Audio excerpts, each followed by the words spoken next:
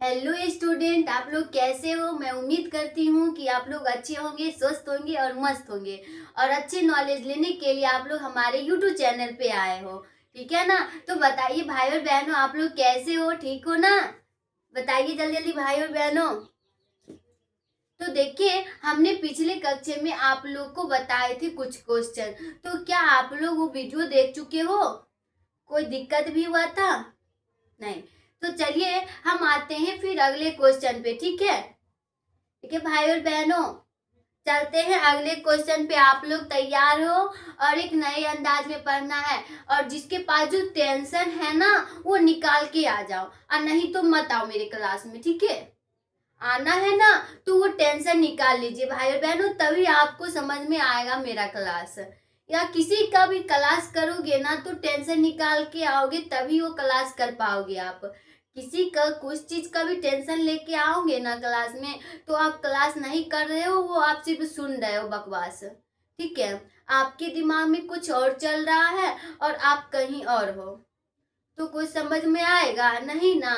तो आप लोग वो निकाल के तब क्लास में आइए, और मैं जो बता रही हूँ वो आप सुनिए और नोट कीजिए, तो आपको क्लास में ही याद हो जाएगा। क्योंकि मैं उसे जो लिखती हूँ ना, उसे बार बार आपको पढ़ के सुनाती हूँ, ताकि आपको याद हो जाए और अच्छे से समझाती हूँ। ठीक है, तो चलिए हम आते हैं अगले क्वेश्चन पे।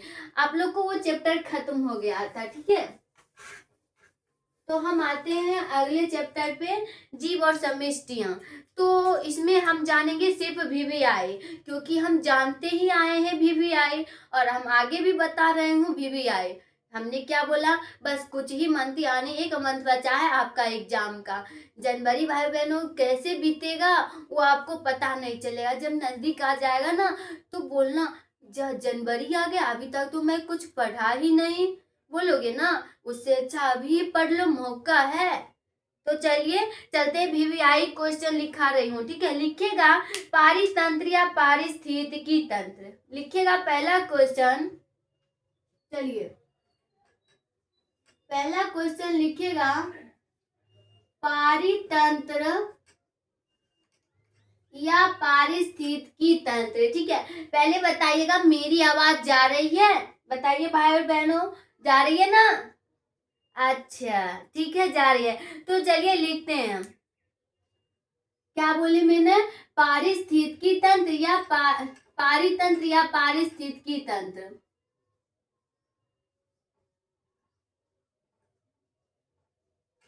पारिस्थितिकी तंत्र। ठीक है भाई और बहनों, आप लोग दीजिएगा हेडिंग, पारितंत्र या पारिस्थितिकी तंत्र। कोई दिक्कत यहाँ तक में? चलिए अब हम जानते हैं इसके बारे में। तो जरा बताइएगा, आप लोग अगर चैप्टर पढ़ चुके होंगे तो कुछ तो पता होगा इसके बारे में। ऐसा तो नहीं है कि आप लोग बिन पढ़े आ चुके हो। ठीक है, तो चलिए हम चलते हैं। पता है? अच्छा, कुछ कुछ पता है दीदी। अच्छा ठीक है, कोई बात नहीं। हम हैं तो गम किस बात की, हम हैं तो गम किस बात की भाई और बहनों। ठीक है, चलते हैं, हम लिखाते हूँ। ठीक है, लिखिएगा एक से अधिक समुदायों के समूह, लिखिएगा इसका आंसर एक से अधिक। क्या लिखना है भाई और बहनों, एक से अधिक समुदायों के समूह को, एक से अधिक समुदायों के समूह को क्या कहते हैं, पारिस्थितिकी तंत्र कहते हैं। ठीक है भाई और बहनों, समूह को पारिस्थितिकी तंत्र कहते हैं। ओके,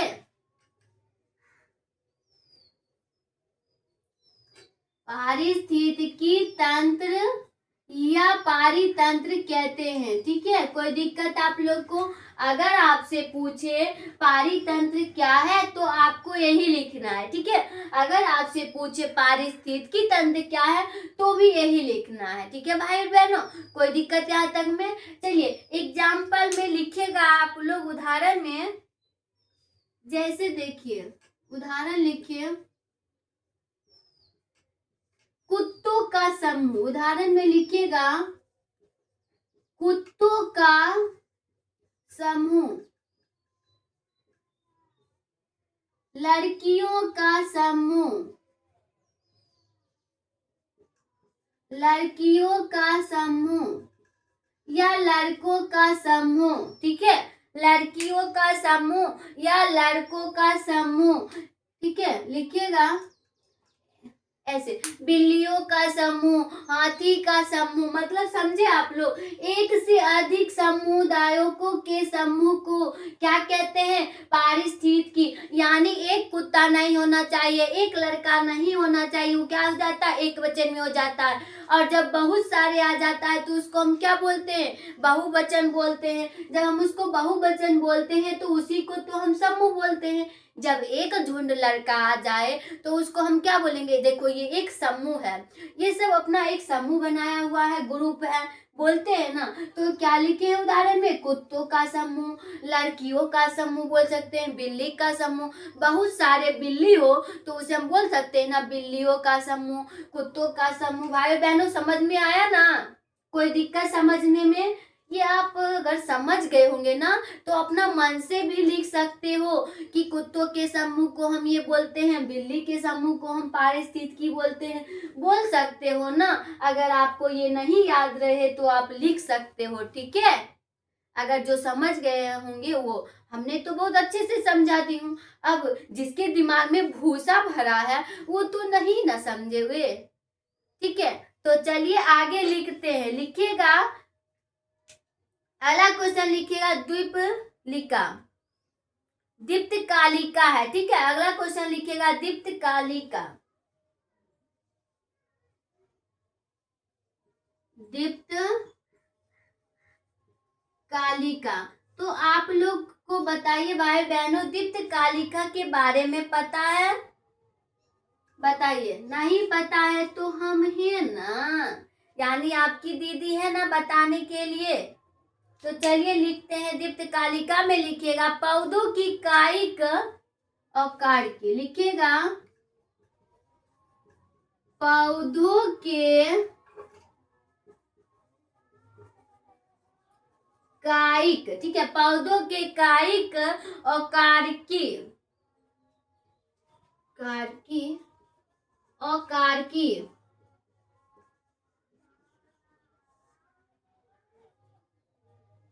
ठीक है, हमने क्या लिखा, पौधों के कायिकी और कार्की। ठीक है, कायिकी और कार्की और पारितंत्र पर प्रकाश के, कार्की और पारितंत्र, पारितंत्र के प्रकाश पर। ठीक है भाई और बहनों, क्या लिखना है, पौधों की कायिकी और कार्की और पारितंत्र के, पारितंत्र पर प्रकाश के अवधि के, पारितंत्र पर प्रकाश के अवधि पर। ठीक है, पर प्रकाश के अवधि के प्रभाव को क्या कहते हैं, अवधि के प्रभाव को, ठीक है, अवधि के प्रभाव को दीप्तकालिका कहते हैं, दीप्तकालिका कहते हैं। कोई दिक्कत यहाँ तक में? तो सुनिए, हमने क्या लिखा, दीप्तकालिका लिखे हैं। और इसका क्या होता है, पौधों की कायिकी, यानी आप लोग पढ़ चुके हो, कायिकी और कार्की ये सब पढ़ चुके हो। कायिकी और कार्की और पारितंत्र पर प्रकार के अवधि के प्रभाव को क्या कहते हैं, दीप्तकालिका कहते हैं। क्या कहते हैं, दीप्तकालिका कहते हैं। ठीक है भाई बहनों, कोई दिक्कत यहाँ तक में? बताइएगा भाई और बहनों, कोई दिक्कत यहाँ तक में?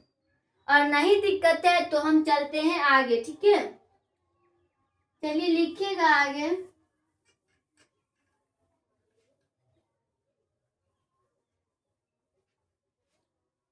चलिए आप लोग ये नोट कीजिए और मैं आगे लिखा रही हूँ। आगे लिखिएगा, दीप्तकालिका के आधार पर पौधे के, लिखिएगा,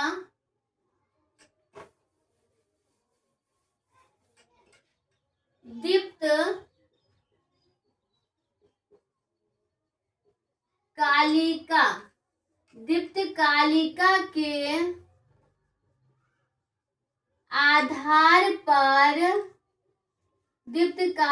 के आधार पर पौधे के निम्न, ठीक है, दीप्तकालिका के आधार पर पौधे के निम्न भागों में बांटा गया है। पौधों को निम्न भागों में बांटा गया है। ठीक है, हमने क्या लिखे हैं? दीप्तकालिका के आधार पर पौधों को निम्न भागों में बांटा गया है। अब वो निम्न भाग कितना है वो मैं आपको लिखा देती हूँ। ठीक है भाई बहनों, चलिए पहला लिखेगा प्रकाश प्रिय। क्या लिखेगा? प्रकाश प्रिय।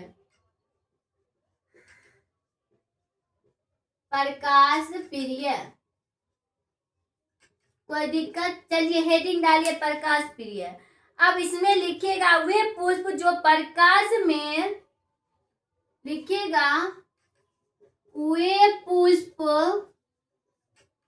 जो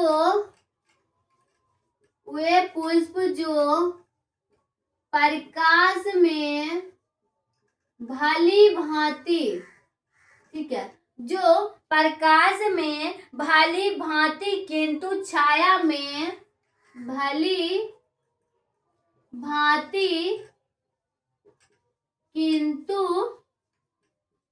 छाया में, ठीक है, भली भांति किंतु छाया में अच्छी प्रकार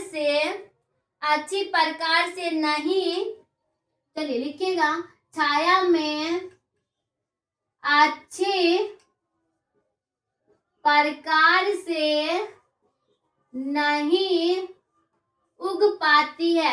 अच्छी प्रकार से नहीं उग पाते हैं, नहीं उग पाते हैं, तो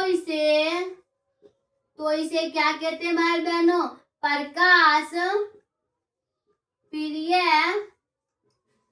कहते हैं। ठीक है, कोई दिक्कत यहाँ तक में? तो सुनिए क्या लिखे हैं? प्रकाश प्रिय। अब प्रकाश प्रिय में क्या होता है? देखिए, वे पुष्प जो प्रकाश में भली भांति किंतु छाया में अच्छी प्रकार से नहीं उग पाते हैं। अब कोई पौधा लगाइएगा, उसे छाया में छोड़ दीजिएगा, उसके पास रोशनी नहीं आएगा तो कभी वो पौधा लगेगा? बताइएगा, लगेगा नहीं ना। तो उसी प्रकार से अच्छी, यानी इसको हम छाया में रख दिया किंतु छाया में अच्छी प्रकार से नहीं उग पाया। अरे भाई, इसको दिमाग काम नहीं किया कि कोई पौधा छाया में लगाने से वो खिलता नहीं है, उगता नहीं है। जब तक उसके पास रोशनी नहीं आएगा, प्रकाश, तब तक वो कैसे पौधा बढ़ेगा? ठीक है, तो वही है, प्रकाश से नहीं उग पाते हैं तो इसे हम क्या कहते हैं? प्रकाश प्रिय कहते हैं। ठीक है, ठीक है भाई बहनों, कोई दिक्कत यहाँ तक में? चलिए आगे लिखिएगा दूसरा।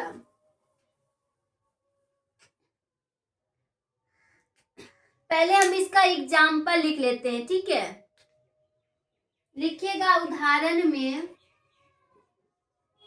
कौन कौन सा पौधा होता है जो नहीं उग पाता है। ठीक है, लिखिएगा चीर जो छाया में नहीं उग पाता है। बरगद, वैसे बहुत सारे पौधे हैं जो नहीं उग पाते। ठीक है, जब तक उसके पास रोशनी नहीं आएगा, प्रकाश, तो वो कैसे वो उग जाएगा? ठीक है, बरगद, सूरजमुखी, लिखिएगा सूरजमुखी, आम, ETC। ठीक है, यानी बहुत सारे पौधे हैं जो नहीं उग पाएंगे। ठीक है, आम, इमली, जो लिख सकते हो। तो हमने इतना लिख के छोड़ दिया, उदाहरण में लिखना है। ठीक है, तब हम आते हैं अगला लिखिएगा छाया प्रिय। अब छाया प्रिय में क्या होता है वो देखते हैं। हमने तो प्रकाश के बारे में जान गए हैं कि जब तक रोशनी नहीं जाएगा तब तक वो नहीं खिलेगा। ठीक है, अब हम जानेंगे छाया प्रिय। चलिए हेडिंग डालिए छाया प्रिय और लिखिएगा वे पादप जो केवल, लिखिएगा वे पादप जो केवल छायादार, क्या लिखना है भाई और बहनों, वे पादप जो केवल छायादार स्थानों में अच्छी प्रकार से, छायादार स्थानों में अच्छी प्रकार से, ठीक है, क्या लिखना है, छायादार स्थानों में अच्छी प्रकार से उगते हैं, अच्छी प्रकार से उगते हैं, ठीक है, प्रकार से उगते हैं और, ठीक है, अच्छी प्रकार से उगते हैं और अधिक प्रकाश में यह, लिखिएगा, और, ठीक है, और अधिक प्रकाश में यह मुरझा जाते हैं, अधिक प्रकाश में यह क्या होता है, मुरझा जाते हैं,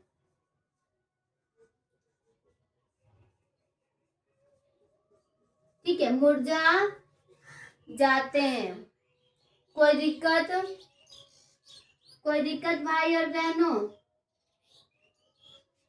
तो सुनिए अब छाया प्रिया के बारे में, ठीक है। तो देखिए वे पादप जो केवल छायादार स्थानों में अच्छी प्रकाश से उगते हैं, यानी कुछ पौधे होता है जो कि प्रकाश उसके पास पहुंचता है तब वो पौधा लगता है, ठीक है। और कुछ पौधे हैं जो छाया में ही उगता है, उसके मतलब थोड़ा प्रकाश आना चाहिए, पूरा नहीं आना चाहिए, ठीक है। तो उसके पास यानी प्रकाश नहीं आना चाहिए, नहीं तो वो क्या हो जाते हैं, देखिए अच्छी प्रकाश से उगते हैं और अधिक प्रकाश में यह मुरझा जाते हैं, यानी जब उसके पास कुछ पौधा है जो उसके पास अगर प्रकाश आएगा ना तो वो मुरझा जाता है, ठीक है। जैसे देखते होंगे उसको औरा का पैर, देखते हो ना, तो उसी वही आया एग्जाम्पल में। जैसे देखिए वे पादप जो केवल छायादार स्थानों में अच्छी प्रकाश से उगते हैं, यानी जब वो छाया में रहेगा ना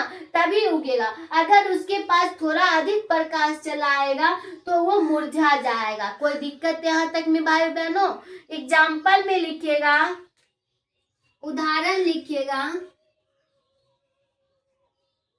देखिए उदाहरण में क्या होता है, अगर उसके पास अधिक प्रकाश, वो तो बेचारा पुदीना, जैसे हो गया पुदीना, वो तो कमजोर होता ही है और उसके पास अधिक प्रकाश चलाएगा तो वो मुरझा ही ना जाएगा बेचारा। क्या भाई बहनों? लिखिएगा पुदीना, पुदीना, और क्या होगा, धनिया। सुने हो ना पुदीना वाला गाना, ठीक है। तो लिखिएगा पुदीना, पुदीना नहीं पुदीना, पुदीना होता है, ठीक है। और क्या होगा, धनिया। कोई दिक्कत यहाँ तक में भाई और बहनों? यहाँ तक में कोई दिक्कत आप लोग को? धनिया, ठीक है। चलिए हमने ये दोनों अच्छे से समझा दी और मैं उम्मीद करती हूँ आप लोग बेहतर समझ गए होंगे, ठीक है। अगर फिर भी कोई दिक्कत है तो आप फिर से पूछे, मैं फिर से बताऊंगी, ठीक है भाई बहनों? बोलिए दिक्कत भी है? नहीं है तो चलिए चलते हैं अगला क्वेश्चन, यानी इसी का प्रकार है तीसरा। लिखिएगा, आप लोग ये नोट कर चुके हो? चलिए अब लिखिएगा वायु गति। तीसरा है वायु गति, ठीक है भाई बहनों? क्या है, वायु गति। तो आप लोग लिखिएगा वायु की गति, वायु की गति का प्रभाव, लिखिएगा वायु की गति का प्रभाव, ठीक है। कोई दिक्कत यहाँ तक में? वायु की गति का प्रभाव पादपों की आकृति, पादपों की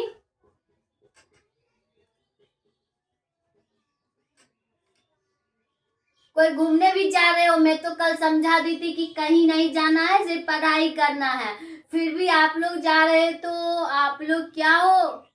खैर छोड़ो, मैं नहीं बताऊंगी, नहीं तो आप लोग को बुरा भी लग जाएगा, ठीक है, कोई बात नहीं। चलिए क्वेश्चन पे चलते हैं। क्या लिखे?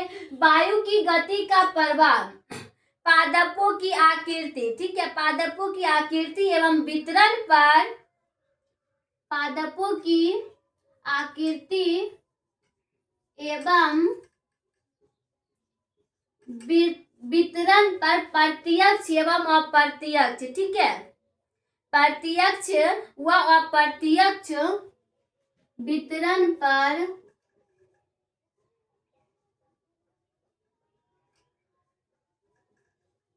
प्रत्यक्ष व अप्रत्यक्ष, ठीक है भाई और बहनों, प्रत्यक्ष व अप्रत्यक्ष दोनों, प्रत्यक्ष और अप्रत्यक्ष दोनों ही रूप से, दोनों ही रूप से होता है, ठीक है, दोनों ही रूप से पड़ता है।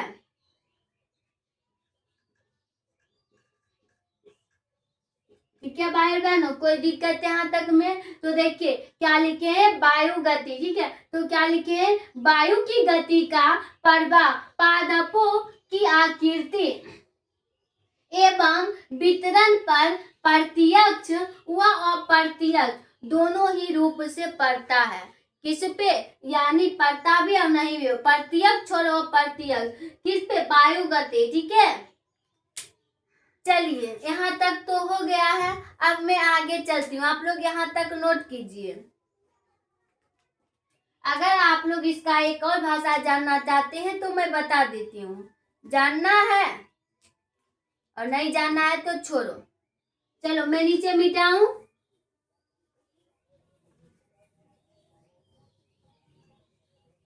चलिए अगला लिखिएगा समिष्टियां, अगला क्वेश्चन लिखिएगा समिष्टियां, ये इंपॉर्टेंट है, आपको पूछेगा, ठीक है, लिखिएगा समिष्टियां।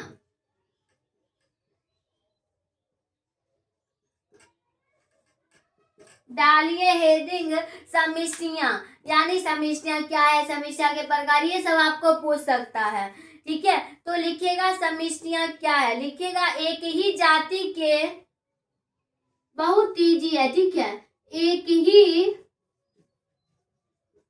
जाति के समूह को, ठीक है, क्या लिखना है, एक ही जाति के समूह को क्या कहते हैं, समिष्टि कहते हैं। समिष्टियां कहते हैं। कोई दिक्कत यहाँ तक में? एक ही जाति के समूह को क्या कहते हैं, समिष्टि कहते हैं, ठीक है। अगला लिखिएगा, यह जीवीय समुदाय की इकाई कहलाती है। यह जीवीय समुदाय की इकाई, यह जीवीय समुदाय की इकाई कहलाती है। कोई दिक्कत यहाँ तक में? आप लोग को बताइए। समिष्टियां, एक ही जाति के समूह को क्या कहते हैं, समिष्टि कहते हैं, समिष्टि कहते हैं। यह जीवीय समुदाय की इकाई कहलाती है, ठीक है, किसका? जीवीय समुदाय की इकाई कहलाता है। एग्जाम्पल लिखिएगा, उदाहरण में लिखिए, मानव की समिष्टि, ठीक है, मानव की समिष्टि,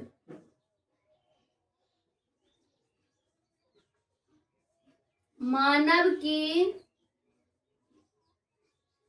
समिष्टि। दूसरा लिखिएगा, गेहूं की समिष्टि,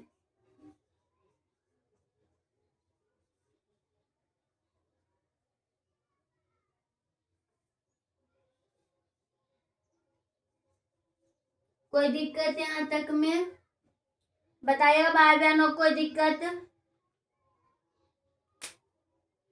मानव की समिष्टियां, ये देखिए सर, समष्टियां, हर एक जगह गलत हो गया। ठीक है भाई और बहनों, देखिएगा थोड़ा आप सुधार कर लीजिएगा तो समष्टियां में लगता है कि आप लोग के साथ साथ में आप लोग मेरा भी दिमाग लेके चले जाओगे। ठीक है, ऐसा ही है ना। चलिए क्या लिखे हैं, देखिए, यह जीवीय समुदाय की इकाई कहलाती है। उदाहरण में मानव की समष्टि और गेहूं की समष्टि, यानी गेहूं का समूह होता है, मानव मतलब बहुत सारे। समझ में आ गया ना। आगे लिखिएगा, इसी का लिखाते हूँ आगे। ठीक है, समष्टियां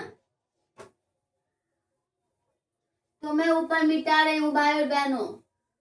या तो आप ये लिख लीजिएगा और या तो आपको फिर लिखा रहा हूं, या करके लिखिएगा पादप परिस्थिति, यहां लिखिएगा या, और लिखिएगा पादप परिस्थितिकी। ठीक है, पादप परिस्थितिकी की वह शाखा, पादप परिस्थितिकी की,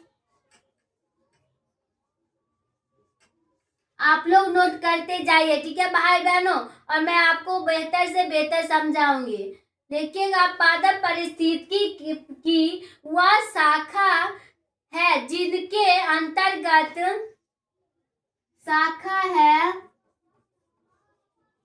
जिनके अंतर्गत प्रजाति, जिनके, ठीक है, जिनके अंतर्गत एक ही प्रजाति के समूह, एक ही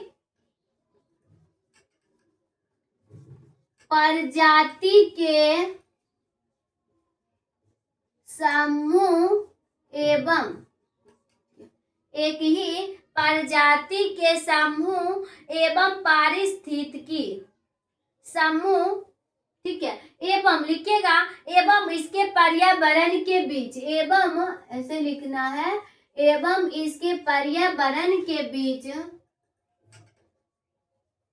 पर्यावरण के बीच। अगर आपको ये इजी लगे तो ये लिख लीजिए, ये इजी लगे तो ये लिख लीजिए, जो आपको याद हो जाए। ठीक है, दोनों बेहतर है। लिखिएगा, बीच होने वाली पारिस्थितिकी क्रियाओं का, बीच होने वाली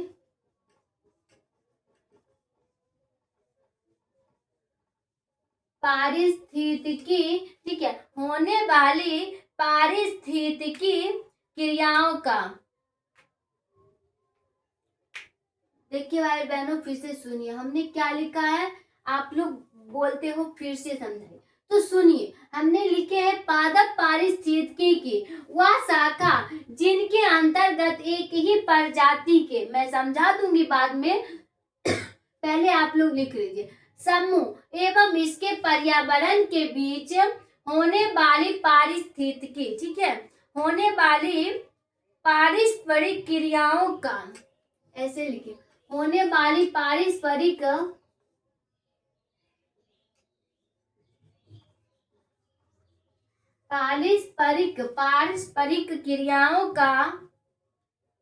क्रियाओं का अध्ययन किया, क्रियाओं,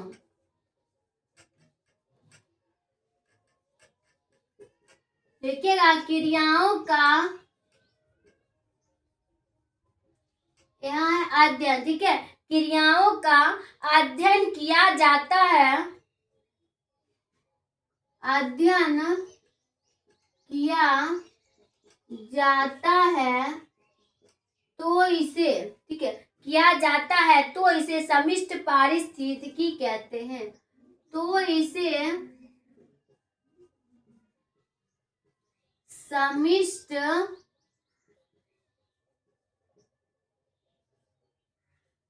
पारिस्थितिकी कहते हैं। ठीक है, तो आप लोग नोट कीजिए, क्या कहते हैं, समष्टि पारिस्थितिकी कहते हैं।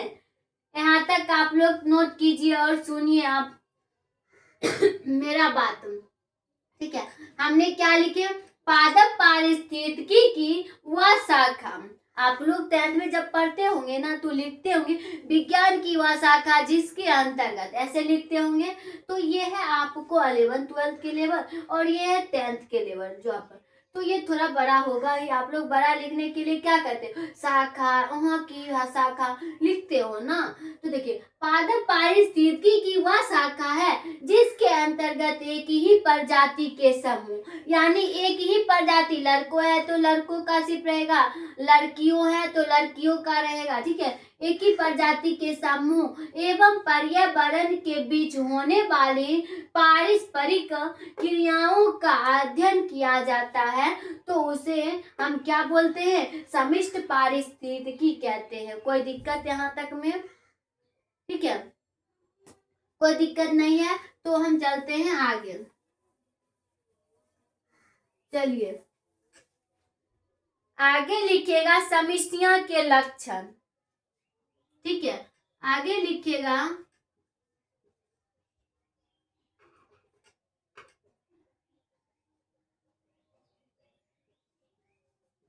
क्या लिखना है भाई और बहनों, समष्टियां के लक्षण, ठीक है। तो अब लिखिएगा, पहला लिखिएगा लक्षण, किसी समष्टि का आधारभूत, लिखिएगा किसी समष्टि के आधारभूत, ठीक है भाई बहनों, क्या लिखना है, किसी समष्टि के आधारभूत लक्षण, आधारभूत लक्षण उसका क्या माना जाता है, समष्टि माना जाता है उसका। देखिए, किसी समष्टि के आधारभूत लक्षण उसका घनत्व माना जाता है, ठीक है। क्या माना जाता है, घनत्व माना जाता है, माना जाता है। कोई दिक्कत यहाँ तक में। चलिए आगे लिखिएगा, किसी विशेष क्षेत्रफल में, लिखिएगा किसी विशेष क्षेत्रफल में, आज मैं ये चैप्टर का VVI खत्म ही कर दूंगी, ठीक है। लिखेगा किसी विशेष क्षेत्रफल में उपस्थित सजीव की, क्षेत्रफल में उपस्थित सजीव की, ठीक है, दिख रही है ना, उपस्थित सजीव की संख्या को, सजीव की संख्या को, ठीक है, सजीव की समष्टि की संख्या को समष्टि घनत्व कहते हैं, ठीक है। क्या कहते हैं, संख्या को समष्टि घनत्व कहते हैं। चलिए यहाँ तक लिखिए, तब तक मैं ही को भर लेती हूँ, ठीक है भाई और बहनों। चलिए हमने क्या लिखे, समष्टियां के लक्षण। तो पहला लक्षण क्या है, देखिएगा, किसी समष्टि के आधारभूत लक्षण उसका क्या कहलाता है, घनत्व माना जाता है, ठीक है। क्या माना जाता है, घनत्व माना जाता है, ठीक है भाई बहनों। अगला देखिए, अगला है किसी विशेष क्षेत्रफल में उपस्थित, क्या है, किसी विशेष क्षेत्रफल में उपस्थित सजीवों की संख्या को क्या कहते हैं, समष्टि घनत्व माना जाता है, ठीक है। क्या कहते हैं, बताइएगा क्या कहते हैं। देखिए यहाँ है संख्या, ठीक है, संख्या को समष्टि घनत्व कहते हैं, ठीक है भाई बहनों। तो मैं ऊपर मिटाऊं, अब इसका जानते हैं एग्जाम्पल,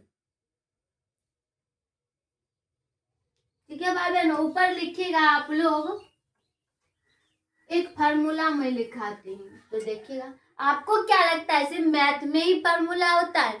ना ही बाबा, ना ही। ठीक है, ऐसा नहीं है। आपको बायोलॉजी में भी फार्मूला मिलेगा जो कि बायोलॉजी का हिसाब बनेगा, और मैथ में मिलेगा जो कि मैथ बनेगा, केमिस्ट्री में मिलेगा जो कि केमिस्ट्री बनेगा, फिजिक्स में फार्मूला मिलेगा तो फिजिक्स का बनेगा। ठीक है, लेकिन मैथ और फिजिक्स तो मिलता है। ठीक है भाई बहनों, तो हमने क्या लिखे हैं, यहाँ तक हो गया। अब हम जानेंगे बायोलॉजी का फार्मूला, यानी देखिए लिखेंगे समिष्ट घनत्व, लिखिएगा समिष्ट घनत्व।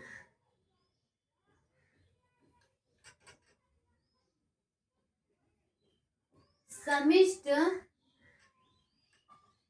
घनत्व, ठीक है, क्या लिखना है, समिष्ट घनत्व, जनसंख्या घनत्व, समिष्ट घनत्व या जनसंख्या घनत्व। दिख रही है ना आप लोग को, बराबर, तो लिखिएगा D बराबर N/S। क्या लिखना है, D बराबर N/S। अब हम जानेंगे D क्या होता है, N क्या होता है, S क्या होता है। पहले ये जानोगे तभी तो ना बनेगा इसका हिसाब। तो लिखिएगा D होता है, D बराबर लिखिएगा समिष्ट घनत्व, समिष्ट घनत्व। ठीक है, और N का लिखिएगा जीवों की कुल संख्या। N का मतलब होता है जीवों की कुल संख्या। ऐसे आप लिख दोगे तो फुल में फुल मार्क्स आएगा। ठीक है, क्या लिखे हैं, N बराबर जीवों की कुल संख्या, और S लिखिएगा क्षेत्रफल। क्या होता है S होता है क्षेत्र, यानी जिस क्षेत्र का हमको निकालना हो। ठीक है, S का क्या होता है, क्षेत्र। फिर से सुनिए, D में क्या लिखे, समिष्ट घनत्व, N का क्या होता है, जीवों की कुल संख्या, N का मतलब, और S का मतलब होता है क्षेत्र। तो इसका मैं आपको बताऊंगी इस पे कैसे बनता है। ठीक है, अभी लिखना है आपको, वैसे जो ऑफलाइन में पढ़े हो ना उसको तो समझ में आएगा, अगर जो नहीं पढ़े वो चैप्टर उसे तो अभी तो बेहतर नहीं समझा सकती हूँ ना। अभी हम सिर्फ VVI बता रही हूँ, ये आपको मैं शुरू में ही बोल दी हूँ। ठीक है, आगे लिखिएगा जन्म दर। ठीक है, अगला हेडिंग दीजिएगा B में, ये लिखाई थी। ठीक है, ये लिखे थे आप लोग समिष्टियां के लक्षण। अगला लिखना है जन्म दर, B में लिखना है जन्म दर। ठीक है भाई बहनों, लिखिएगा जन्म दर। अच्छा, ये तो आप लोग को पता होना चाहिए जन्म दर क्या होता है, और मृत्यु दर पे भी आएंगे। ठीक है, तो सोच के रखना। पहले बताओ जन्म दर क्या होता है, आप लोग पढ़ चुके हो, और जो नहीं पढ़े हो ना वो अपना मन से भी बता सकते हो। जल्दी जल्दी बताइए, बताइए भाई बहनों। सही है, सजीवों द्वारा लक्षण को जन्म दर। थोड़ा सही बोले हो, कुछ गलत। ठीक है, आगे बताइए आप लोग।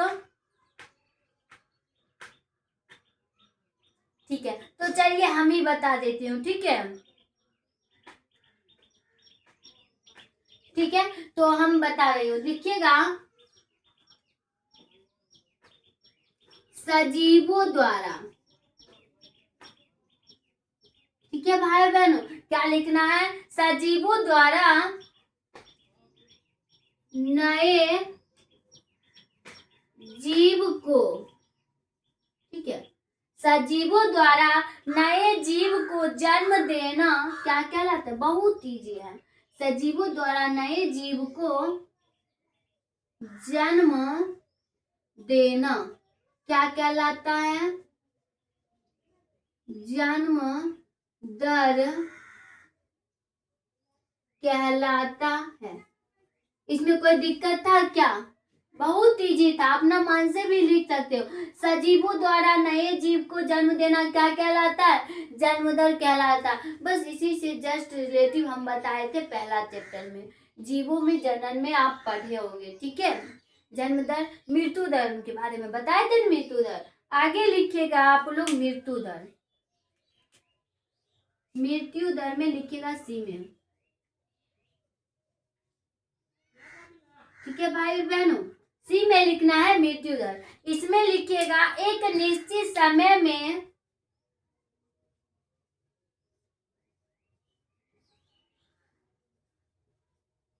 ठीक है, एक निश्चित,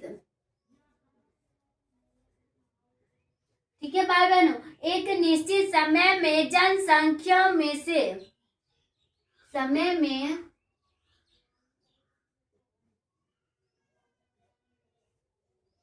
एक निश्चित समय में जनसंख्या में से जितने जीव, जनसंख्या में से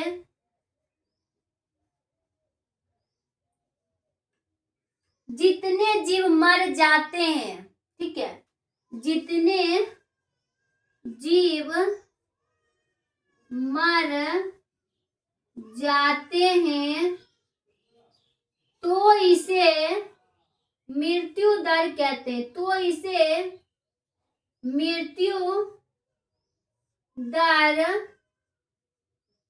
कहते हैं। कोई दिक्कत यहाँ तक में भाई बहनों?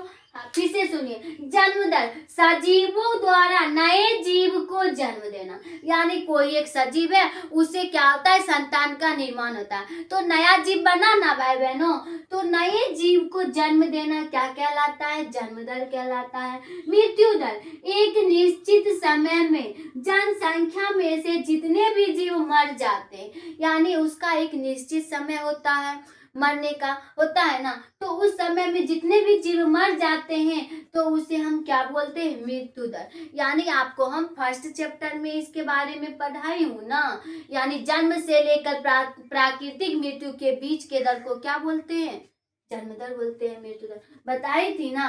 तो ऐसे ही यहाँ है शुरू वाला, ये आपको आना चाहिए था, वैसे ये आएगा तो आप लोग लिख सकते हो ना, हमें उम्मीद है कि आप लोग लिख सकते हो, ठीक है, कोई दिक्कत? आगे लिखिएगा आयु पिरामिड के बारे में जानेंगे, ठीक है भाई बहनों, मैं भी ऊपर मिटाऊं और ये आप लोग याद रखिएगा फॉर्मूला, कोई दिक्कत? चलिए लिखिएगा आयु पिरामिड, आयु, इसके बारे में हम जानेंगे, ठीक है, हम बार बार बता रहे, जो बीबी आई है ना, हम उसी को बता रही हूँ, ठीक है। लिखिएगा समष्टि के लिए आयु वितरण, लिखिएगा समष्टि के लिए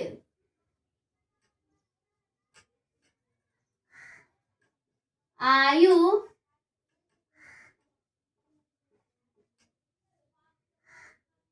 ठीक है भाई बहनों, क्या लिखना है, समष्टि के लिए आयु वितरण आलेखित किया जाता है, वितरण आलेखित किया जाता है तो इसके निर्माण, ठीक है, किया जाता है तो निर्माण होने वाली संरचना को, तो निर्माण होने वाली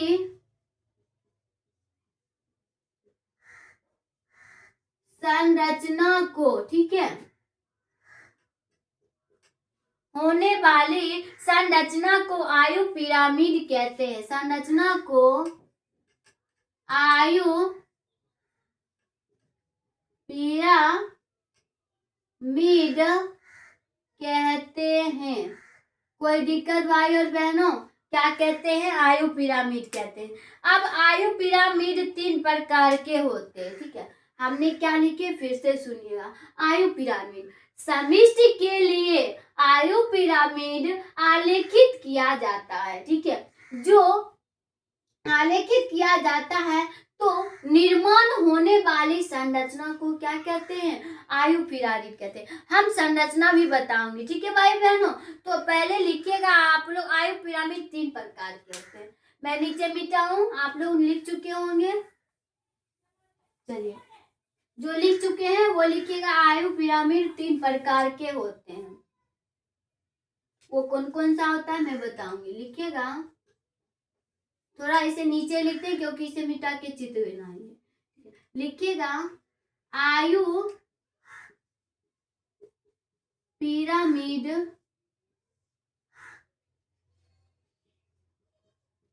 3 प्रकार के होते हैं। ठीक है, क्या लिखना है? आयु पिरामिड 3 प्रकार के होते हैं। तो वो लिखिएगा आप लोग। पहला लिखिएगा बढ़ता हुआ, बढ़ता हुआ स्थिर। दूसरा लिखिएगा स्थिर। ठीक है, क्या लिखना है? स्थिर। तीसरा लिखिएगा घटता हुआ, घटता हुआ। कितने प्रकार के होते हैं? 3 प्रकार के होते हैं, बढ़ता हुआ, स्थिर और घटता हुआ। अब उसकी संरचना जानूंगी। ठीक है भाई बहनों, तो मैं ऊपर मिटा रही हूँ और अब संरचना जानने की बारी आया है। तो आप लोग पहले लिखना है बढ़ता हुआ। इसकी संरचना बनाना है बढ़ता हुआ का। तो देखिए आप लोग, संरचना पहला है, जैसे मैं बना रही हूँ ऐसे ही बनाना है। ठीक है भाई और बहनों, हमसे बेहतर बनाना, लेकिन हमसे बुरा मत बनाना। ठीक है, ठीक है भाई बहनों।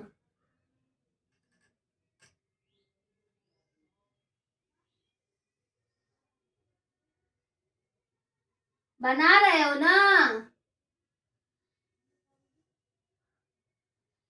ये हुआ बढ़ता हुआ। ठीक है, 2 पेन से बनाना है।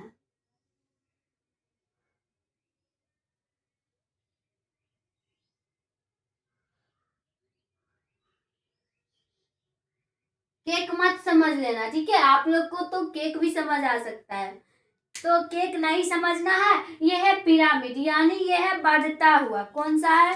बढ़ता हुआ। नीचे लिखिएगा बढ़ता हुआ।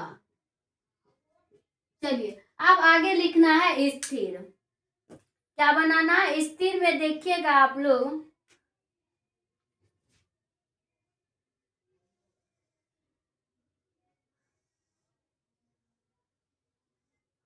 ठीक है, स्थिर वाला बनाना है।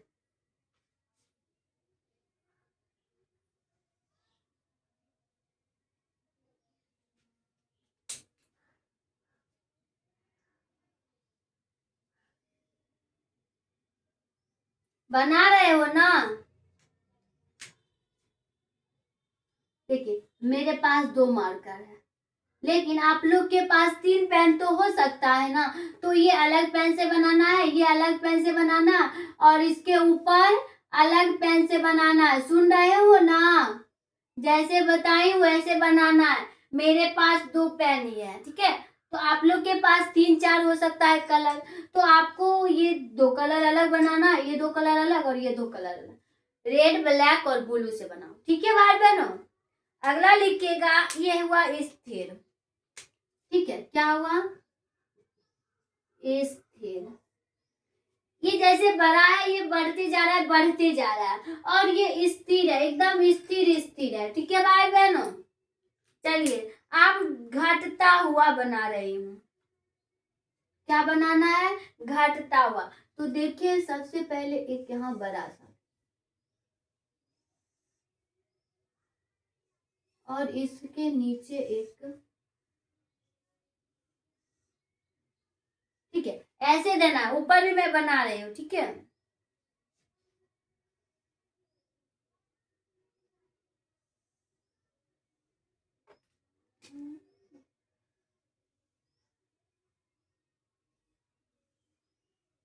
ठीक है, यानी ये हुआ घटता हुआ।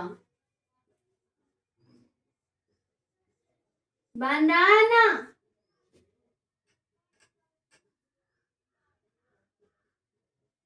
कोई दिक्कत? 3 प्रकार की बताएं। आयु पिरामिड 3 प्रकार के होते हैं, घटता हुआ, स्थिर और क्या होता है, बढ़ता हुआ। 3 बताए हूँ। अब ये हो गया बढ़ता हुआ, ये हो गया स्थिर और ये हो गया घटता हुआ। ठीक है, कोई दिक्कत? कोई दिक्कत यहाँ तक में भाई बहन हो बताइएगा, और नहीं दिक्कत है ना तो मैं आगे चलती हूँ। देखिए अभी याद पड़ा है, एक भाई बोले थे कि मैम आपको 45 मिनट के लेक्चर का कितना चार्ज मिलता है, ऐसे एक भाई ने बताया। अरे भाई चार्ज उर्ज कुछ नहीं मिलता है, ठीक है, मैं फ्री में पढ़ा रही हूँ। वैसे आप क्यों पूछ रहे हो भाई, बताओ क्यों पूछ रहे हो आप? देखो लड़की से ना उसकी सैलरी का भी मत पूछो और उसकी उम्र का भी मत पूछो, ठीक है, वैसे पूछा काहे वो हमें बताना, ठीक है भाई बहनों, जो पूछे हो ना वो बताना। ठीक, चलते हैं हम आगे। बोलने वाले को तो मुंह हम बंद कर नहीं सकते हैं, ठीक है, तो आगे लिखिएगा आप लोग। बोला जाता है ना कि फ्री में उसे ज्ञान दो तो उसका भाव बढ़ जाता है, ठीक है, खैर छोड़ो, हम चलते हैं क्वेश्चन पे। लिखिएगा परभक्षण या परभक्षी। अगला क्वेश्चन लिखिएगा परभक्षण या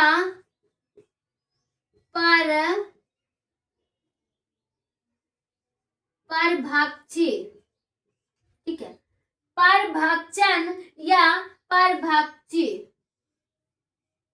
ठीक है भाई और बहनों। तो अब हम जानेंगे इसके बारे में। लिखिएगा यह एक पारस्परिक, लिखिएगा यह एक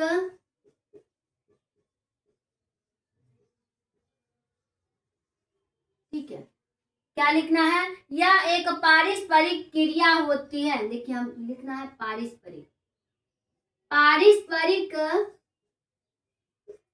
क्रिया होती है। आप लोग लिखते जाइए, या क्या होती है, एक पारस्परिक क्रिया होती है जिसमें से एक जीव किसी, लिखिएगा जिसमें से एक जीव किसी, जिसमें से एक जीव किसी कमजोर जीव का, किसी कमजोर जीव का भक्षण, किसी कमजोर जीव का भक्षण करता है, जीव का भक्षण करता है तो इसे परभक्षण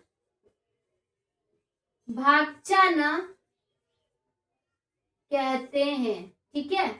सुनिए क्या लिखी हूं, या पहले सुनिए, परभक्षण या परभक्षी क्या होता है, यह एक पारस्परिक क्रिया होती है सबसे पहले, जिसमें से एक जीव किसी कमजोर जीव, जो कमजोर होता है, जीव का भक्षण करता है तो इसे परभक्षण कहते हैं।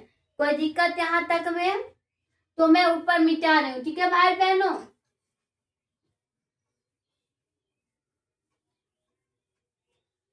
चलिए आगे लिखिएगा आप लोग, ये समझ में आ गया, घटता हुआ, स्थिर और बढ़ता हुआ। अगला लिखना है परभक्षण के कार्य क्या होता है।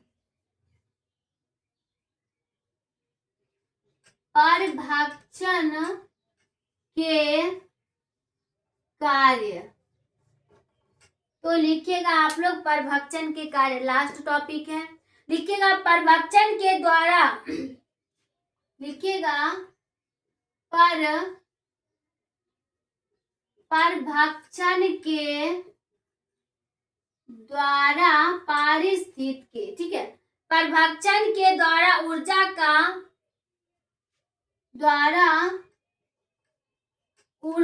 का स्थानांतरण, ठीक है, क्या लिखना है? ऊर्जा का स्थानांतरण। स्थानांतरण एक जीव से स्थानांतरण एक जीव से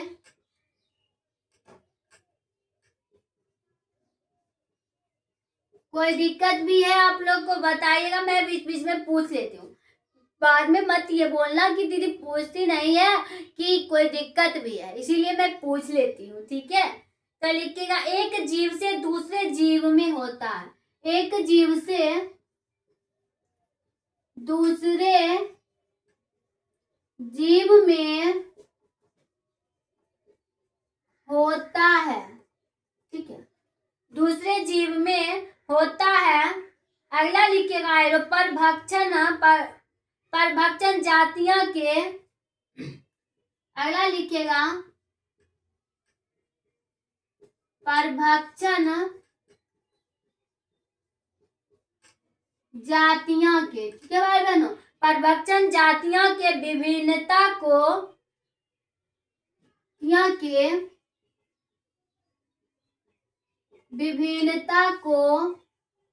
बनाए रखती है।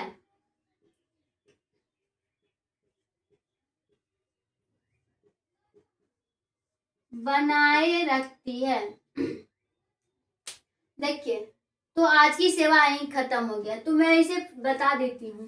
क्या लिखूं? परभक्षण के कार्य। परभक्षण के द्वारा ऊर्जा का स्थानांतरण एक जीव से दूसरे जीव में होता है, ठीक है, एक जीव से दूसरे जीव में होता है। अगला है परभक्षण जातियां के विभिन्नता को बनाए रखता है, ठीक है। कार्य में क्या हुआ? परभक्षण जातियां को बनाए रखता है। जैसे यहाँ लिखी थी ना, परभक्षण कहलाते, जीव को भक्षण करता है तो उसे हम क्या बोलते हैं? परभक्षण। तो परजातियां परभक्षण की विभिन्नता को बनाए रखता है तो उसी को हम परभक्षण बोलते हैं, ठीक है। तो आज की सेवा यही खत्म है भाई बहनों। ये चैप्टर का हो गया 13 चैप्टर, जीव और समष्टियां का ये भी आया है, ओके। तो मैं उम्मीद करती हूँ कि आप लोग मेरा पूरा वीडियो देख चुके होंगे और शेयर भी किए होंगे अपने दोस्तों के पास, ठीक है। तो आज की सेवा यहीं खत्म। नेक्स्ट क्लास मिलते हैं, नेक्स्ट क्लास में और नए अंदाज में, ठीक है भाई बहनों। तो मिलते हैं अगले, ठीक है।